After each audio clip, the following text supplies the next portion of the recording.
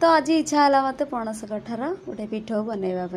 तो मु गोटे पणस धरिक आसली तो से पणस को भल भाव में काटिली स्लाइस रे समान भाव में काटिदेली पानी देकी से मु ये जो सब काटिक रखी पणस गुड़ा पकईदेली से कढ़ई रे तापटे लुण तापटे हलदी पकईकी ताको भल भाव में घोड़े देली किछ समय मुझे खोलिली तो से भल भाव में सीझी जाए चाउल चून पिठो बाटिक रखी तो से कौन कली टे हलदी गुंड टे लंका गुंड टे स्वाद अनुसार लुण जीरा गुंड धनिया गुंड तापर अदा और रसुण को छेचिक रखी से पकईली आ चुन चुन करके धनिया पत्र रखी से पकईदेली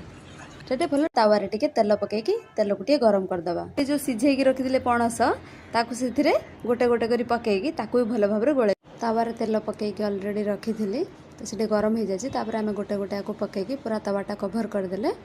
तो कर सारा पर भल भाव में होगलानी तापर आम ताकू टिके लेउटे दबा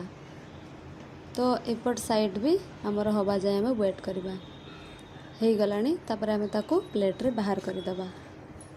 मु भी एटा बने की खाइली मते बहुत टेस्टी लगिला आपण माने भी ट्राई करंतु कौन लगिला मते कमेंट रे जणाइबे।